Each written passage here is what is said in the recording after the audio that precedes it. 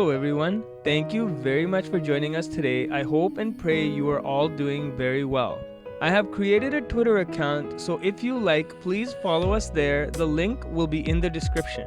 I do have another story for you, and this time it is of a 17-year-old girl named Anita Emmanuel.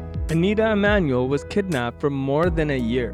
She was 16 years old when she was kidnapped from Bahawalpur on August 31st, 2021 by her rickshaw driver whose name was Muhammad Wasim. At the time of her kidnapping, Anita was in grade 10 at a high school in Bahawalpur, Pakistan. Because both of her parents worked, they had made an arrangement with the rickshaw driver that they trusted to drive Anita to and from school.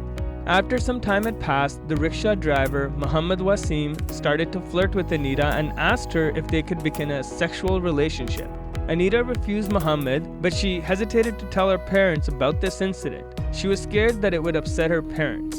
Then, on August 31st, 2021, Muhammad picked up Anita from school, and instead of taking her home, he ended up driving her to Liaqatpur in the Rahim Yar Khan district. Anita said in her report, "When I tried to scream for help, he stopped the rickshaw and told me not to create a scene, otherwise he'd kill me. I was scared and kept silence as I had no other option. I was kept locked inside a room where Muhammad abused me sexually over and over again."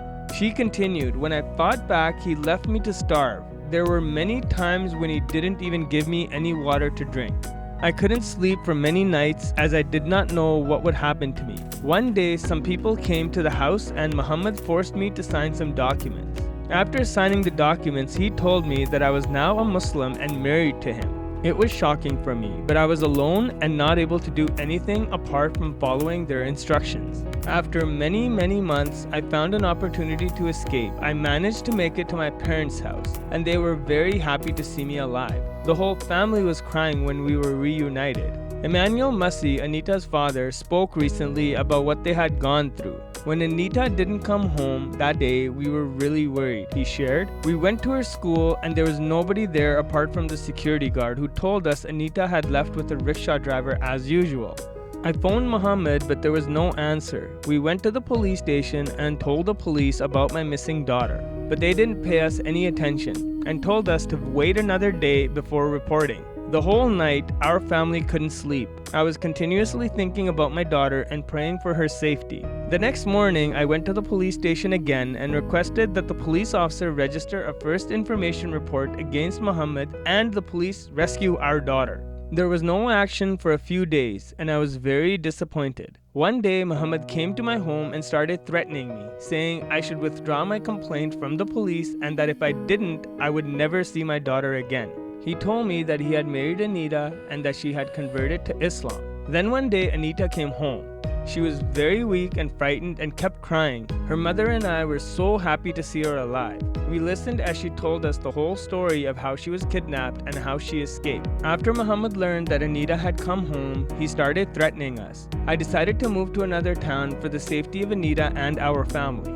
As I've said many times, forced conversions, forced marriages happen to Pakistani Christian girls all of the time. Because this Muslim couldn't control himself, he ended up ruining the life of a 16-year-old child, and the family has to uproot their entire life and move to a different place. The police almost always turn a blind eye to this sort of crime, especially when it is claimed that the girl involved has become a Muslim. Then, pretty much no matter what, the police side with the Muslim, majority of the time.